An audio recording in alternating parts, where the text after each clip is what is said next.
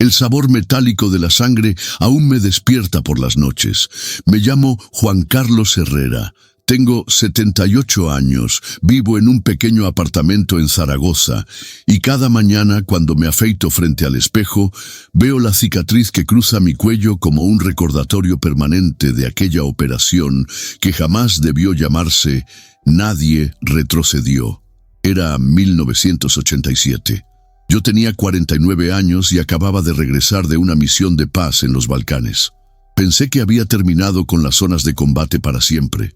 Había enterrado a más compañeros de los que cualquier hombre debería enterrar en una vida, pero cuando el Estado Mayor me llamó junto a otros 6 veteranos para una evacuación civil de rutina en territorio africano, joder, acepté. Misión rápida, dijeron. Pan comido, dijeron. El humo de pólvora todavía se pega a mi ropa cuando llueve, ¿sabes? Es como si mi cuerpo guardara la memoria de aquellos disparos. Recuerdo el momento exacto en que todo se jodió. Eran las 14:47 horas cuando los helicópteros del ejército de tierra desaparecieron en el horizonte, dejándonos con 7 fusiles, munición limitada y la promesa de que volverían en cuanto fuera seguro. Pero no volvieron. Nunca volvieron. Y ahí fue cuando entendimos la verdad. Nos habían dejado para morir. Hoy, mientras escribo esto en mi mesa de la cocina con una taza de café que ya se enfrió, mis nietos corren por el pasillo gritando que son soldados.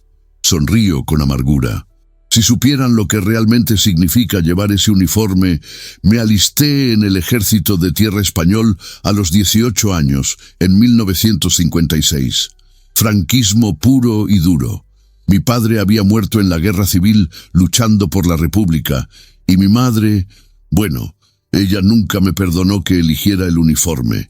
Los Herrera no somos de someterse, me decía, pero yo necesitaba estructura, disciplina, algo que diera sentido a la rabia que llevaba dentro. Ascendí a sargento primero después de la misión en el Sáhara en los 70. Luego vino Bosnia, donde conocí el verdadero rostro de la guerra moderna. No era como las películas, coño. Era barro, miedo y el sonido constante del metal contra metal cuando cargabas el fusil con las manos temblando.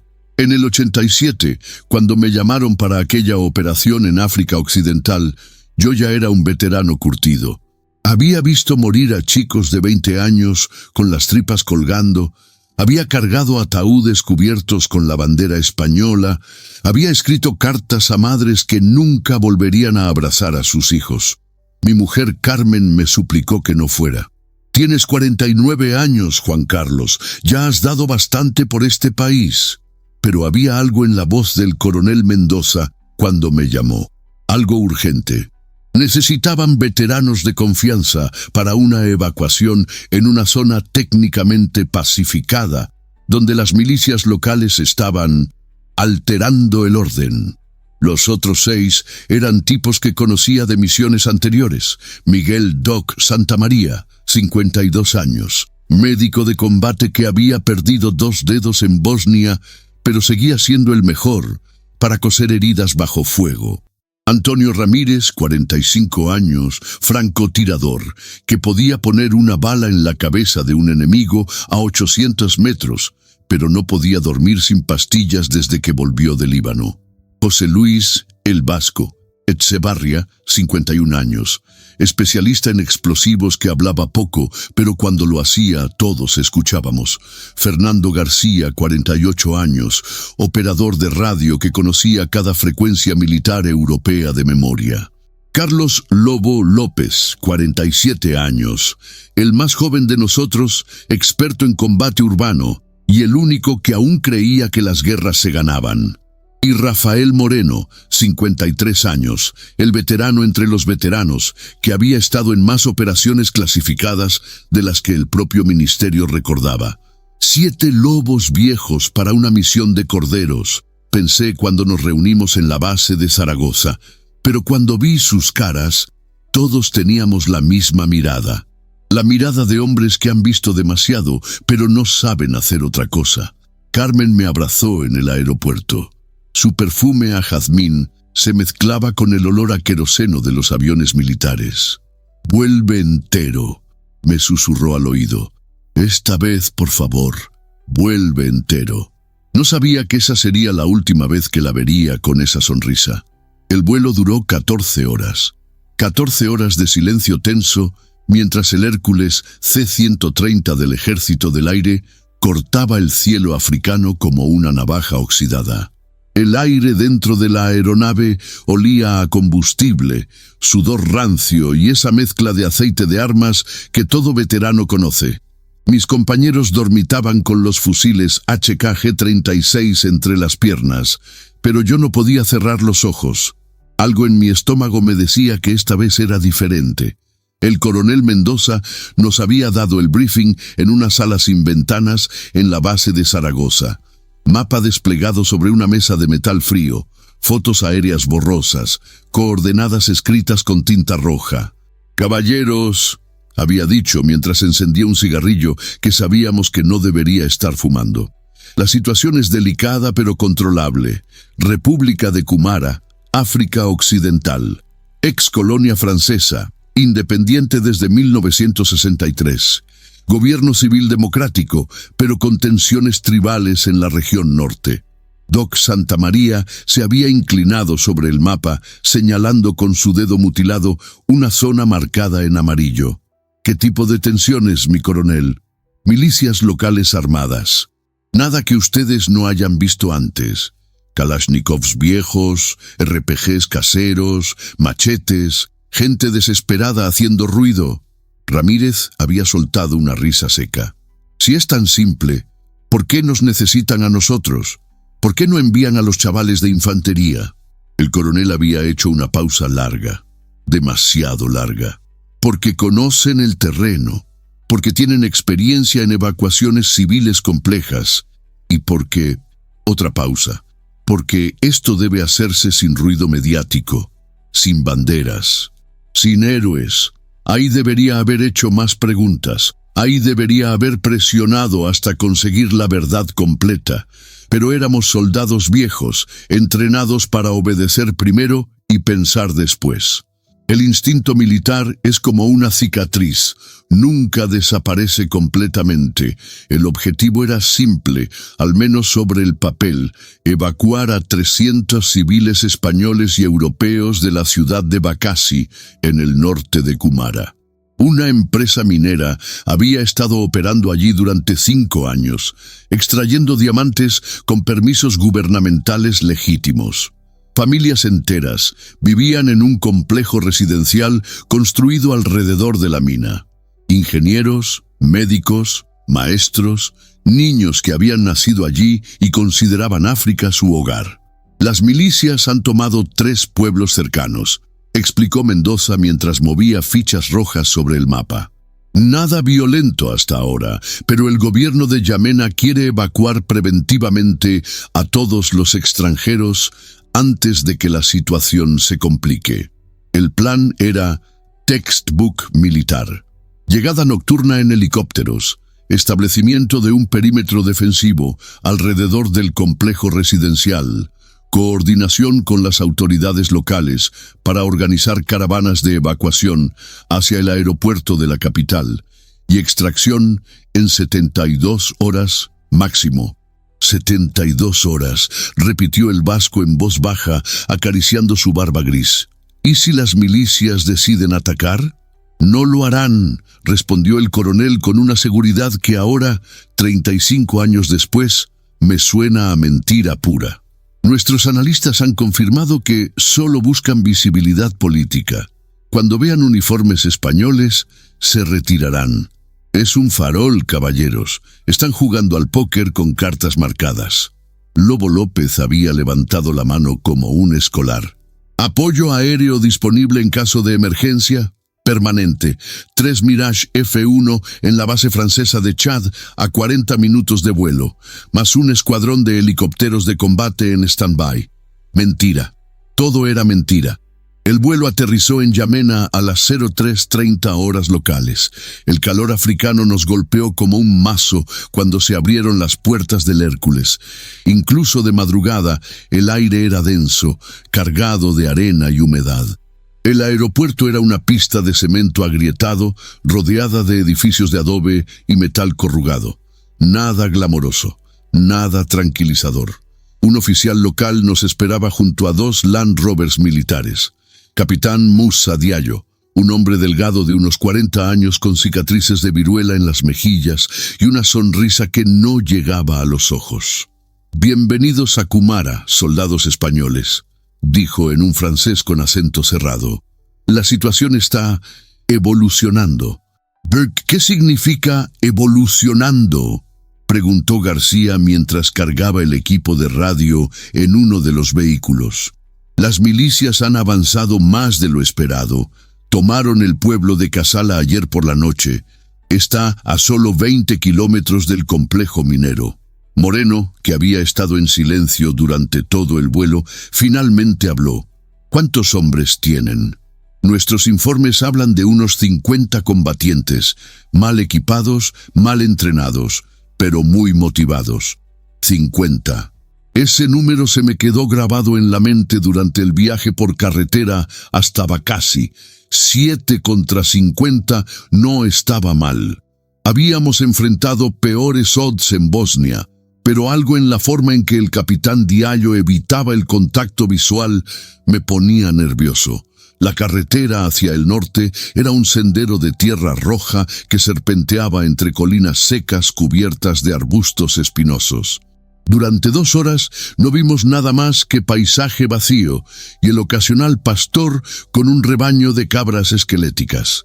El silencio dentro del Land Rover era pesado, interrumpido solo por el ruido del motor y el crujir de la radio militar de García. «Base Zaragoza, aquí Lobo 1. Confirmamos llegada a zona de operaciones. Todo tranquilo por ahora, corto». La respuesta llegó llena de interferencias. «Recibido Lobo 1. Mantengan comunicación cada 6 horas. Operación Verde en marcha según cronograma. Corto. Operación Verde, así llamaban a nuestra misión. Verde como la esperanza», pensé con ironía. Verde como el dinero que alguien estaba haciendo con aquellos diamantes. Verde como el color que tendría mi cara cuando entendiera toda la verdad. El complejo minero apareció al amanecer como un oasis de civilización en medio de la nada. Casas blancas de 2 pisos, calles asfaltadas, jardines con césped verde mantenido por aspersores automáticos. Una piscina azul brillaba bajo el sol matutino. Niños españoles corrían por un parque infantil mientras sus madres colgaban ropa en tendederos. Parecía un pedazo de España trasplantado al corazón de África. Pero las apariencias engañan. Siempre engañan. El director de la mina, un ingeniero madrileño llamado Roberto Valls, nos recibió en su oficina con aire acondicionado y café recién hecho. 50 y pico años, barriga de ejecutivo, manos suaves que nunca habían tocado un arma. «Gracias a Dios que llegaron», dijo mientras nos servía café en tazas de porcelana. «La gente está muy nerviosa. Algunos ya han empezado a hacer maletas por su cuenta». «¿Ha tenido contacto directo con las milicias?», preguntó Doc. «No directo, pero sí intimidatorio. Ayer cortaron las líneas telefónicas. Esta mañana encontramos pintadas en los muros exteriores del complejo. Nada amenazante, pero inquietante». Ramírez se había acercado a la ventana que daba al perímetro. Desde allí se veía una valla de alambre de espino de 3 metros de altura y, más allá, la sabana africana extendiéndose hasta el horizonte. ¿Qué tipo de pintadas? Cosas como «fuera invasores» y «África para los africanos», en francés y en la lengua local. Salimos a inspeccionar el perímetro. El complejo tenía forma rectangular, aproximadamente 800 metros por 400. La entrada principal estaba protegida por una garita con 2 guardias locales armados con viejos fusiles Lee Enfield. Patrullamos toda la valla, tomando notas mentales de los puntos débiles, las rutas de escape posibles, los campos de tiro. A las 11:00 García estableció comunicación con la base. Base Zaragoza, aquí Lobo 1. Situación bajo control. Iniciamos protocolo de evacuación. Estimamos 48 horas para completar operación. Corto. Recibido Lobo 1. Helicópteros de extracción programados para mañana 0600 horas. Confirmen punto de aterrizaje. Corto. Esa fue la última comunicación normal que tuvimos con España.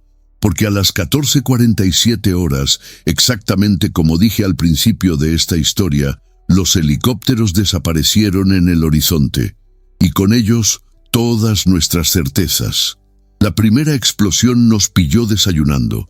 Era miércoles, 6:30 de la mañana. Estábamos en la cantina del complejo, bebiendo café aguado y comiendo pan tostado con mermelada que sabía a cartón dulce. Los civiles aún dormían, confiando en que 7 soldados españoles bastaran para mantener a raya a unas milicias mal equipadas y mal entrenadas. Joder, qué ingenuos éramos todos. El mortero cayó justo en el centro del patio principal, levantando una columna de tierra y cemento pulverizado que se alzó como una mano gigante tratando de tocar el cielo. El ruido, Cristo. El ruido fue como si el mundo se partiera por la mitad. Las ventanas de la cantina explotaron hacia adentro, llenando el aire de cristales que brillaban como diamantes mortales bajo la luz del amanecer. ¡Al suelo! ¡Al suelo!, gritó Moreno mientras se lanzaba detrás de una mesa volcada. Su fusil ya estaba en posición de tiro antes de que el eco del primer impacto se desvaneciera. Pero yo me quedé paralizado durante 3 segundos eternos, viendo cómo la realidad se desmoronaba a nuestro alrededor, porque había reconocido el sonido. Mortero soviético de 86 mm.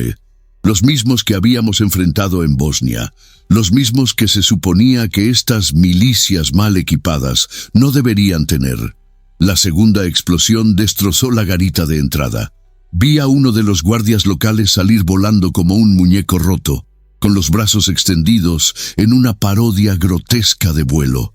Su sangre salpicó la pared blanca del edificio administrativo, creando un patrón abstracto que se grabó en mi retina para siempre. «García, radio, ahora», rugí mientras me arrastraba hacia la ventana rota. El paisaje exterior había cambiado. Donde antes había sabana vacía, ahora veía siluetas moviéndose entre los arbustos. Muchas siluetas, demasiadas. García ya tenía el micrófono en la mano, pero su cara estaba pálida como papel mojado. «No hay señal, sargento. Nada, ni estática siquiera». «¿Cómo que no hay señal? Han cortado las comunicaciones. Jammers militares, diría yo. Equipamiento profesional. Jammers militares. Milicias mal equipadas con jammers militares y morteros soviéticos». La mentira empezaba a tomar forma en mi mente como una infección maligna. El vasco apareció corriendo desde el almacén, cargado con cajas de munición y su equipo de explosivos. «Son más de 200», gritó mientras esquivaba los cascotes que seguían cayendo del primer impacto. «Vienen por todos los flancos. Esto no es una milicia, coño. Es un ejército». 200. El número se clavó en mi cerebro como una bala. 7 contra 200 no era una batalla, era una ejecución. Doc ya estaba organizando a los civiles aterrizados que empezaban a salir de sus casas en pijama, con niños llorando aferrados a sus piernas y mujeres gritando nombres de maridos que no respondían. «Todo el mundo al edificio central. Ahora, dejen las maletas y corran».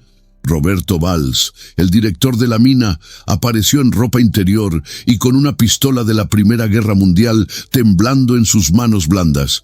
«¿Qué está pasando? Dijeron que era solo intimidación.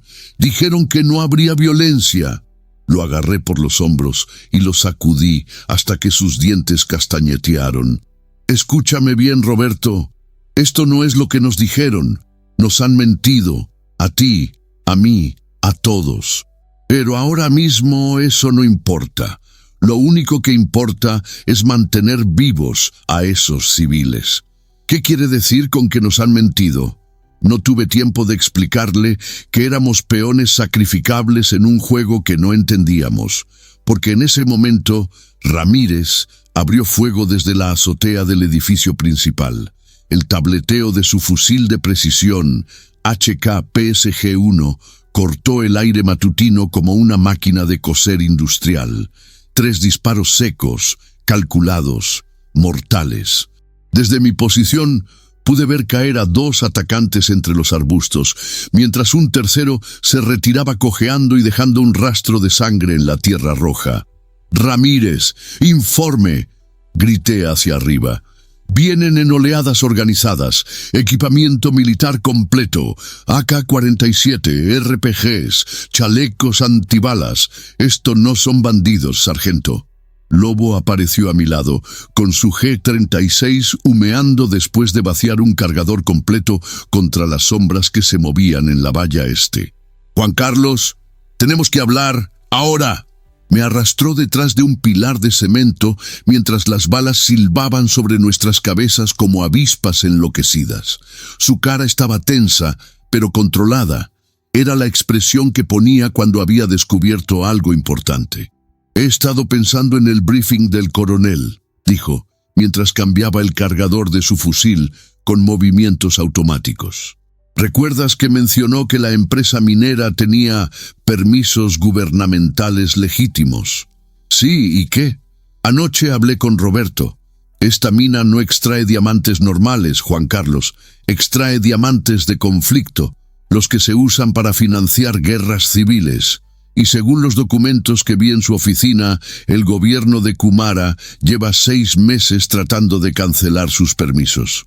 La verdad me golpeó como un martillazo en el pecho. Nos han enviado a proteger una operación ilegal. Peor, nos han enviado a morir por una operación ilegal, para que cuando las milicias tomen el complejo y maten a los civiles, España pueda decir que hizo todo lo posible. 7 héroes muertos. Misión humanitaria fracasada por circunstancias imprevistas.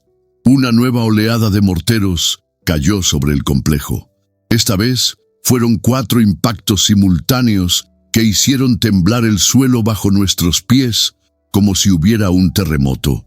El edificio de viviendas número 3 se desplomó parcialmente, levantando una nube de polvo y escombros que oscureció el cielo matutino. «Doc, ¿hay heridos en el 3?» gritó Moreno desde su posición en la valla norte. «Familia Martínez atrapada en el 2º piso. Necesito ayuda para sacarlos». El vasco salió corriendo hacia los escombros con una sierra eléctrica en una mano y su fusil en la otra. Lo vi desaparecer entre el polvo y por un momento pensé que no lo volvería a ver vivo. Pero 5 minutos después, emergió cargando a un niño de unos 8 años en brazos, seguido por Doc, que ayudaba a una mujer con una herida sangrante en la frente. «El padre está inconsciente pero vivo», gritó Doc mientras aplicaba un vendaje de emergencia. «Fractura de cráneo, pero respiración estable». García apareció corriendo desde el edificio de comunicaciones con cables colgando de sus hombros como serpientes electrónicas muertas. «He conseguido reparar la radio de emergencia. Señal débil pero funcional. Conecta con base Zaragoza, ahora». Se puso los auriculares y empezó a ajustar frecuencias mientras las balas rebotaban en las paredes a nuestro alrededor. Después de 2 minutos eternos, su cara se iluminó. «Contacto, base Zaragoza, aquí Lobo 1, situación crítica, bajo fuego enemigo, solicito extracción inmediata, repito, solicito extracción inmediata, cambio». La respuesta llegó distorsionada pero audible. «Lobo 1, aquí base Zaragoza, confirmen situación. Según nuestros informes, zona está pacificada, no hay actividad hostil reportada, cambio». García me miró con ojos desorbitados. «Base Zaragoza, confirmo fuego enemigo directo, morteros, fusiles automáticos, RPGs. Estimamos más de 200 combatientes, civiles en peligro inmediato. Solicito apoyo aéreo de emergencia, Cambio. Silencio. 5 segundos de silencio que se sintieron como 5 horas.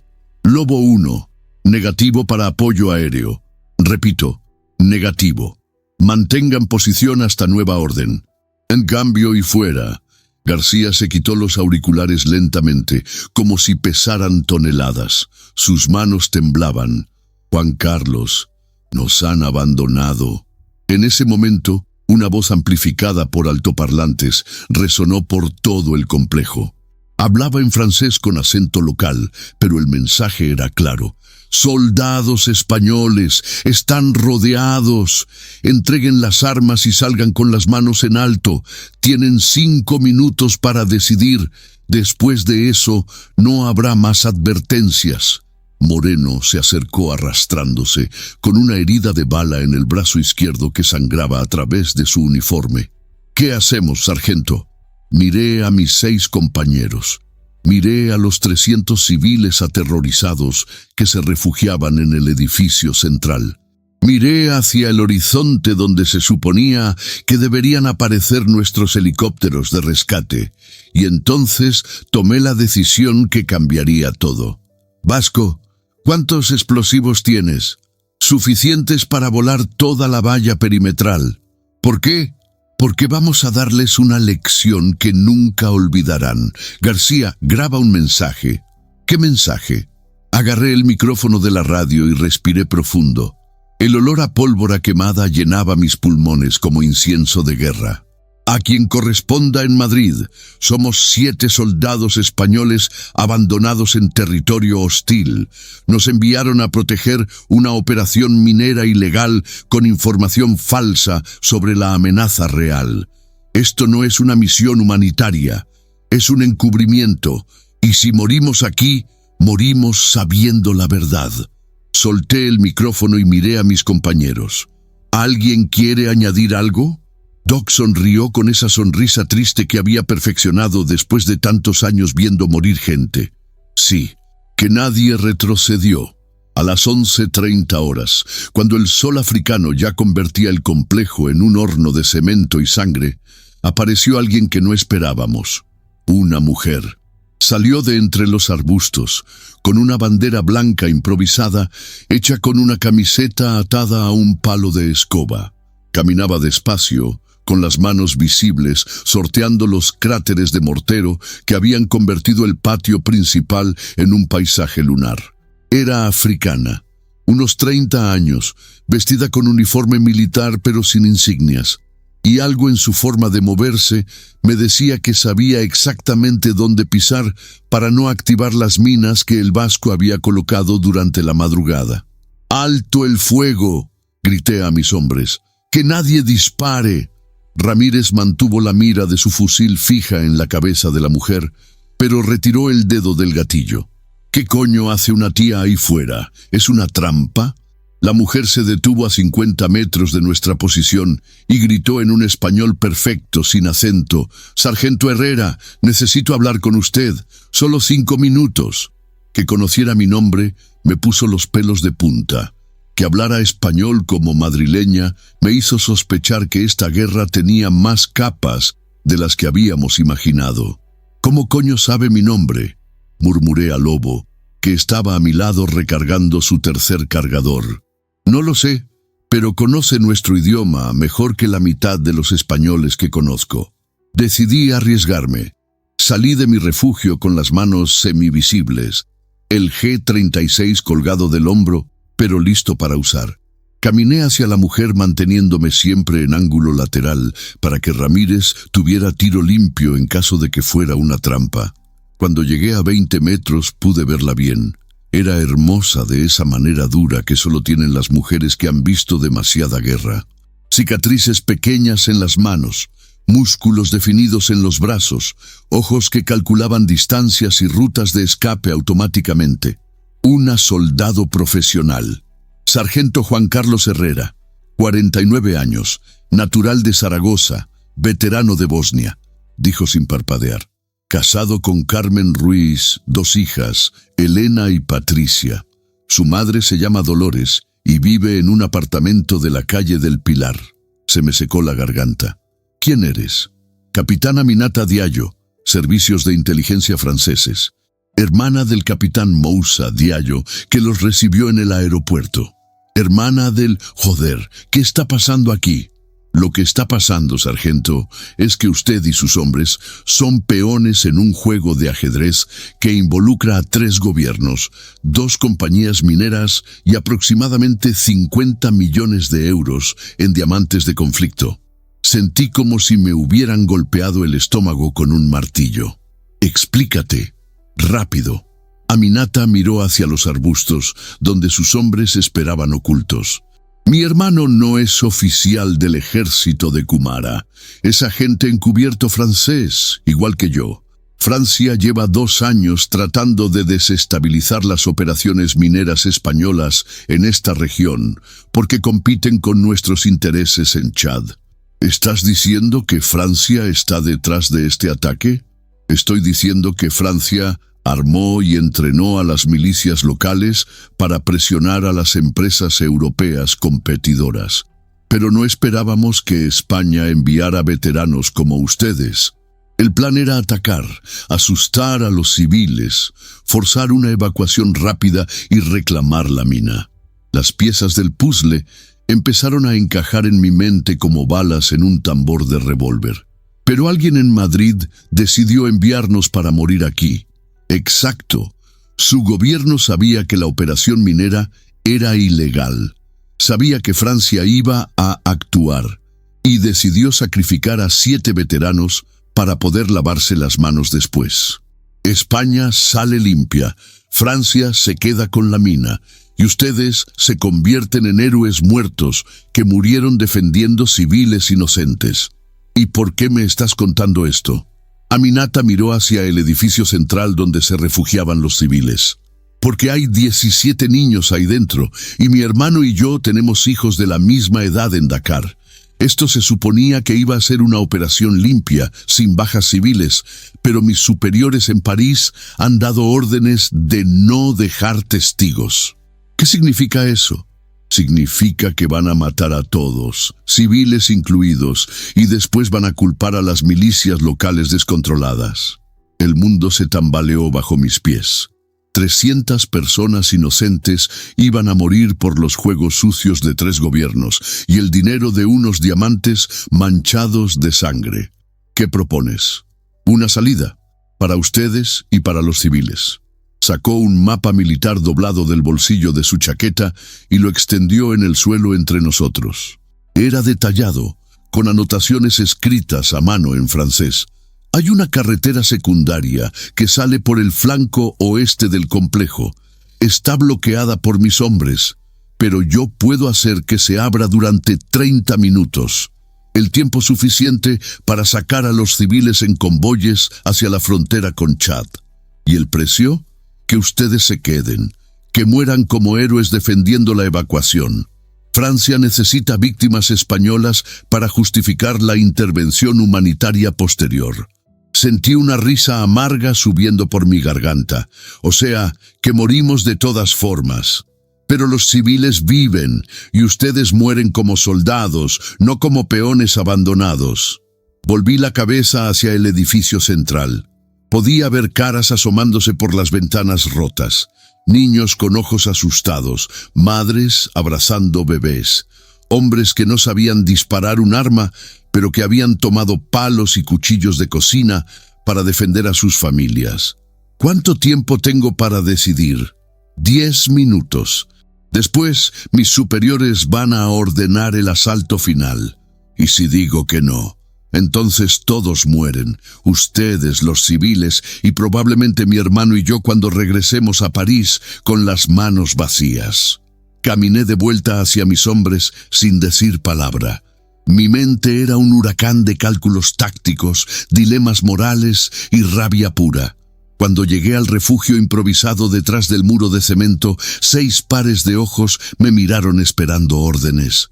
¿Qué quería la tía?, preguntó el vasco mientras ajustaba los detonadores de sus explosivos. ¿Salvarnos la vida o matarnos más rápido? Aún no he decidido cuál de las dos. Les expliqué toda la conversación, cada palabra, cada implicación, cada jodida traición que nos había llevado hasta ese momento. Cuando terminé, el silencio era tan denso que podía cortarse con un machete. Moreno fue el primero en hablar. O sea, que da igual lo que hagamos. España nos va a declarar muertos y Francia se va a quedar con la mina. Exacto. ¿Y si evacuamos a los civiles y luchamos hasta el final? Entonces morimos, pero 300 personas inocentes siguen vivas. Doc se quitó el casco y se pasó la mano por el pelo gris empapado de sudor. ¿Sabes qué es lo que más me jode de todo esto, Juan Carlos? Dime, que nuestras familias van a leer en los periódicos que fuimos héroes, que morimos defendiendo la democracia y los valores españoles. Van a poner nuestros nombres en una placa de bronce en algún cuartel y van a tocar el himno nacional en nuestros funerales. Y será todo mentira. Morimos por diamantes de sangre y juegos geopolíticos. Pero al menos se puso el casco otra vez. Al menos esos niños van a llegar a casa. García levantó el micrófono de la radio. ¿Grabamos un mensaje para que alguien sepa la verdad? Sí, pero primero votamos. Esto tiene que ser unánime. O evacuamos a los civiles y morimos aquí, o luchamos todos juntos hasta el final. Ramírez bajó de la azotea y se unió al círculo. ¿De qué estamos hablando? Le expliqué la situación en 2 minutos. Cuando terminé, su cara estaba dura como granito. Yo voto por salvar a los civiles. Yo también, dijo Doc. Y yo, añadió el vasco. Cuenta conmigo, murmuró García. Por supuesto, gruñó Moreno. Obviamente, terminó Lobo. Los miré a todos. Veteranos curtidos, hombres que habían visto la muerte de cerca tantas veces que ya no les daba miedo.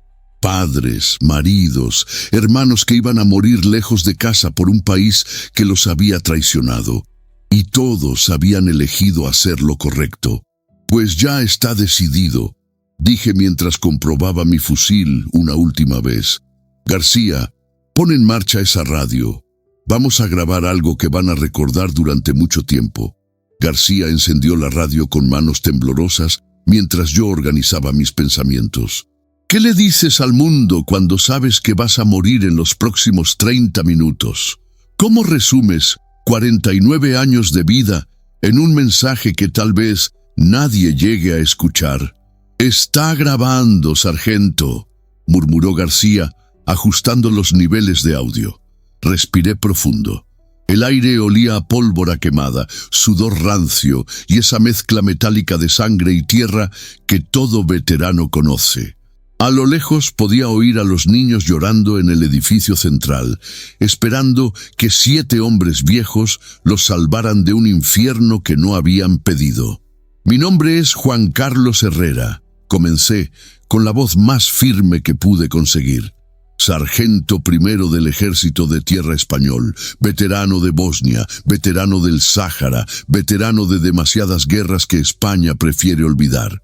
Tengo 49 años, una esposa que se llama Carmen y 2 hijas que probablemente nunca van a entender por qué su padre eligió morir en África. Hice una pausa, viendo cómo mis compañeros se preparaban para lo que vendría después. Moreno limpiaba su fusil con movimientos automáticos. El vasco revisaba sus detonadores por 5ª vez. Ramírez ajustaba la mira telescópica como si fuera un ritual sagrado. Nos enviaron aquí con mentiras. Nos dijeron que era una evacuación civil de rutina. Nos prometieron apoyo aéreo que nunca llegó.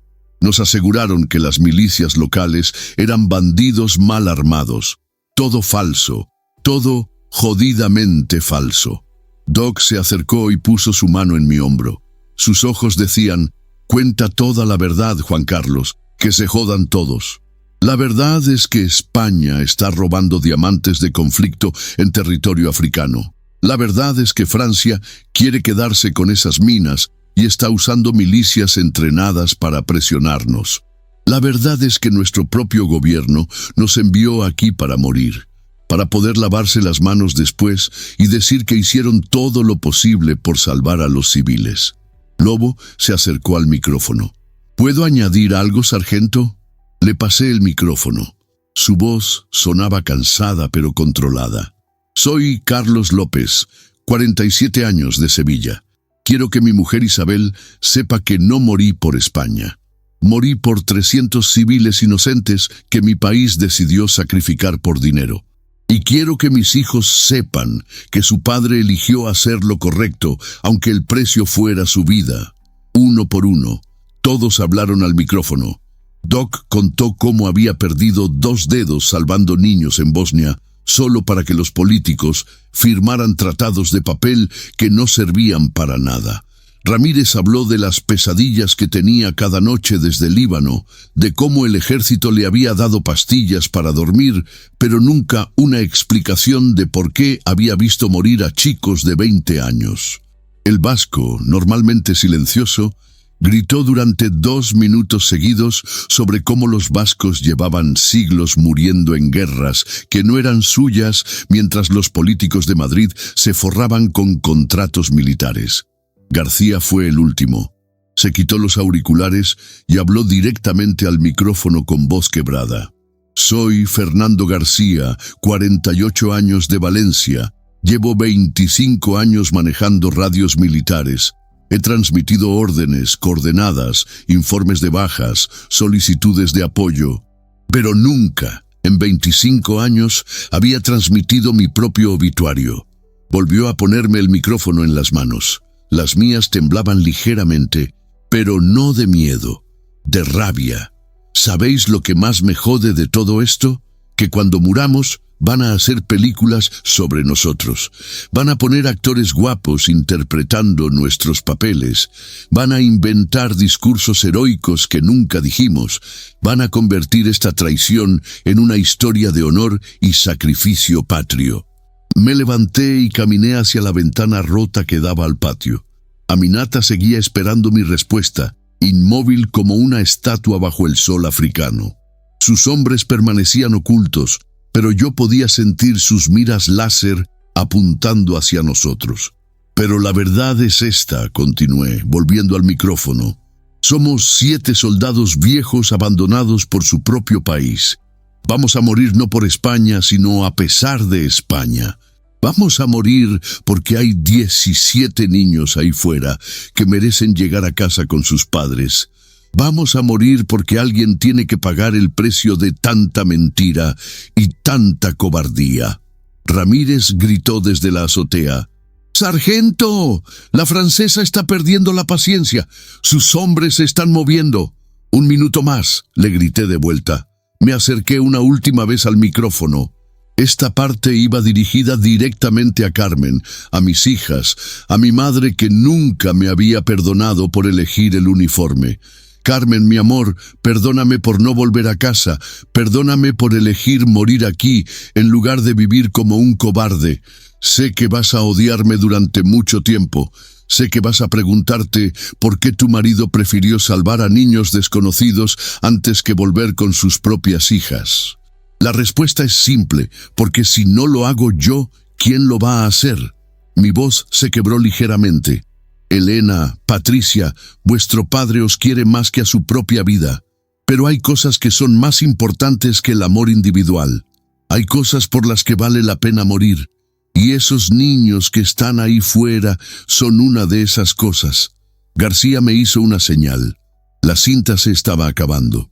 A quien encuentre esta grabación en el futuro, recordad que aquí murieron 7 hombres que no quisieron ser héroes. Solo quisieron hacer lo correcto cuando todo el mundo había elegido hacer lo incorrecto. Y si eso no basta para cambiar el mundo, al menos que sirva para cambiar a una sola persona.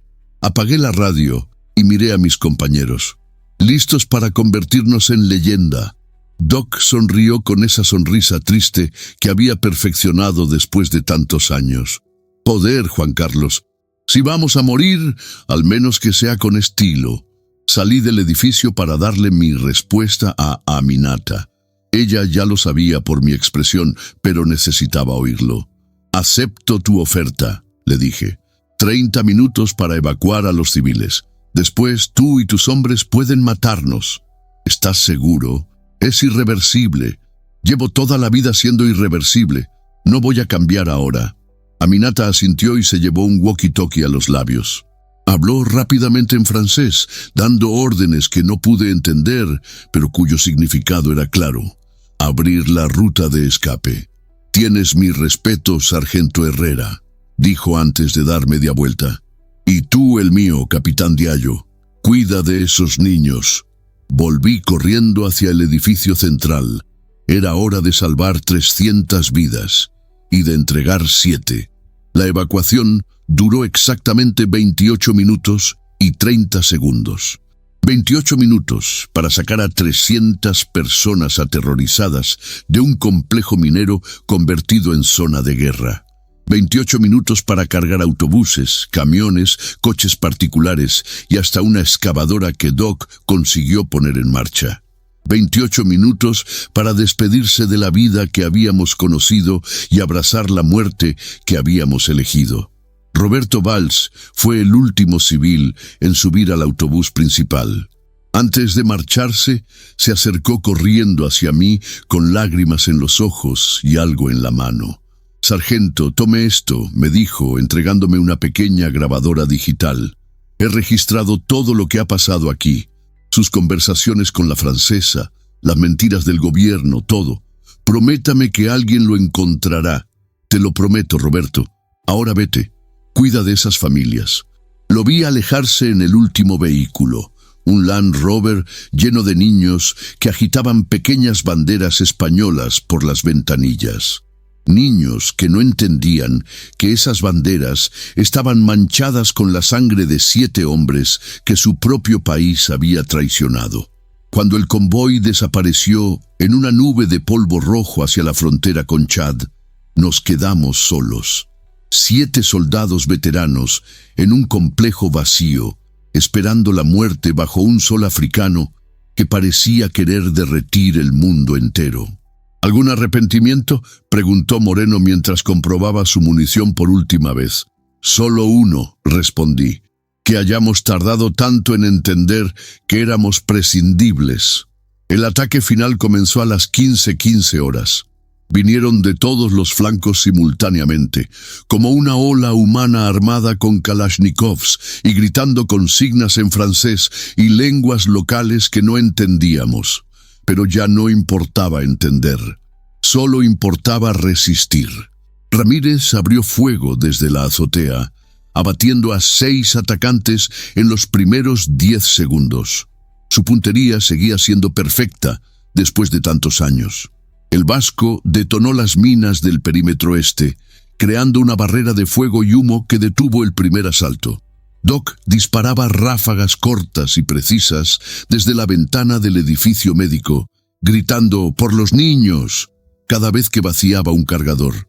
Yo me había posicionado en la entrada principal con García y Lobo. Nuestros fusiles hablaban en el idioma universal de la guerra: muerte rápida y eficiente para quien tratara de pasar. «¡García! ¿Funciona la radio?», grité por encima del ruido ensordecedor de los disparos. «Sí, la grabación se está transmitiendo automáticamente a todas las frecuencias militares europeas. Perfecto, que se jodan todos cuando escuchen la verdad». Durante 45 minutos resistimos. 45 minutos de fuego continuo, de granadas que explotaban a metros de nuestras posiciones, de balas que silbaban como pájaros metálicos buscando carne española.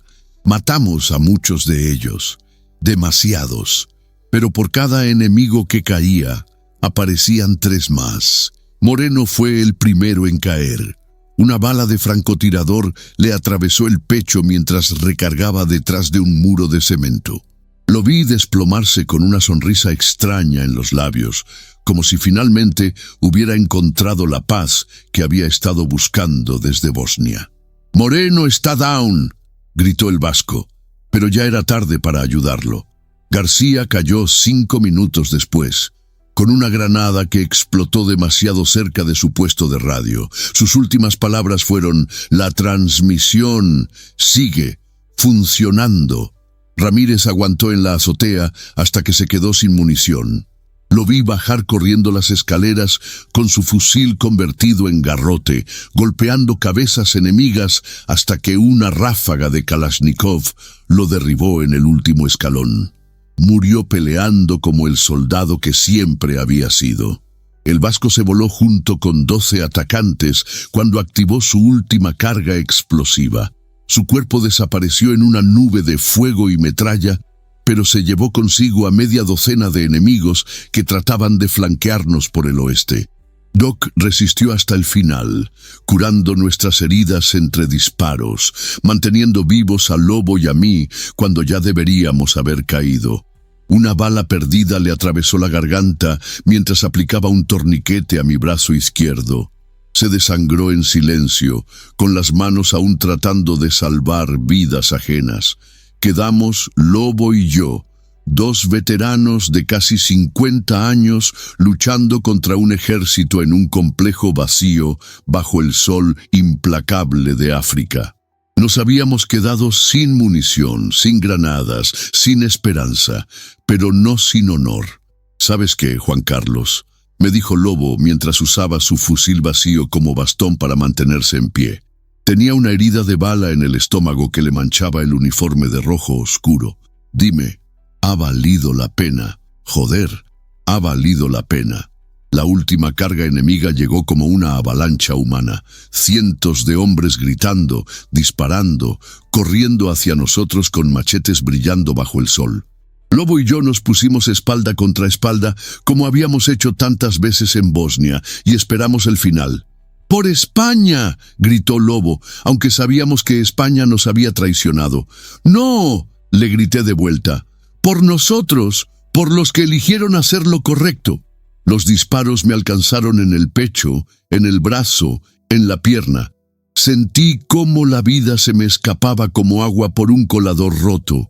Pero antes de caer, vi algo que me llenó de una extraña paz. En el horizonte, un convoy de vehículos blancos con la bandera de Chad se alejaba hacia la frontera. Los civiles habían llegado a territorio seguro. 300 vidas salvadas, 7 vidas entregadas. Nadie había retrocedido. Desperté 3 días después en un hospital militar francés en N'Djamena. Los médicos me dijeron que era un milagro que siguiera vivo. Una bala había pasado a centímetros de mi corazón. Otra había fracturado mi fémur. Una tercera me había perforado el pulmón izquierdo. Pero estaba vivo. Mis 6 compañeros no. El mundo había escuchado nuestra grabación. La transmisión automática de García había funcionado perfectamente, enviando nuestro testimonio a bases militares de toda Europa. Los periódicos hablaban del escándalo de los diamantes de Kumara. Hubo investigaciones parlamentarias en Madrid y París. Cayeron ministros, rodaron cabezas, se firmaron tratados.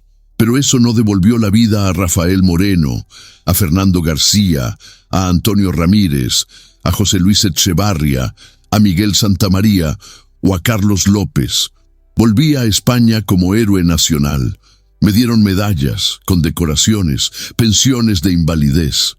Políticos que nos habían enviado a morir posaron conmigo para las fotos, hablando de honor patrio y sacrificio por la democracia. Me dieron asco. Carmen me esperaba en el aeropuerto de Barajas con mis hijas y un ramo de flores marchitas. Cuando me vio bajar del avión en silla de ruedas, con cicatrices que me cruzaban la cara como mapas de guerra, se echó a llorar. «No llores, mi amor», le dije. «Los niños llegaron a casa. Ahora, 35 años después, vivo en este pequeño apartamento de Zaragoza, rodeado de medallas que no quiero y con decoraciones que no merezco. Mis nietos vienen a visitarme los domingos y me piden que les cuente historias de la guerra. Les cuento sobre la importancia de hacer lo correcto, sobre el precio de la cobardía, sobre 7 hombres que eligieron morir por 300 vidas que no conocían. Pero nunca les cuento sobre los diamantes, nunca les cuento sobre las traiciones, nunca les cuento sobre cómo los gobiernos usan a los soldados como peones en juegos que no entienden. Esas historias son para vosotros, los que me escucháis ahora. los que habéis vivido lo suficiente para entender que la verdad siempre duele más que las mentiras cómodas. Si hay algo que quiero que recordéis de todo esto, es simple. Cuando llegue el momento de elegir entre lo fácil y lo correcto, elegid lo correcto, aunque os cueste la vida, aunque nadie os lo agradezca, aunque vuestro propio país os traicione. Porque al final, lo único que importa no es cómo morís, sino por qué habéis elegido vivir. Nadie retrocedió, y nunca retrocederemos. Contadme en los comentarios de dónde nos escucháis y suscribíos para más historias de hombres que eligieron el honor por encima de la supervivencia. Hasta la próxima, soldados.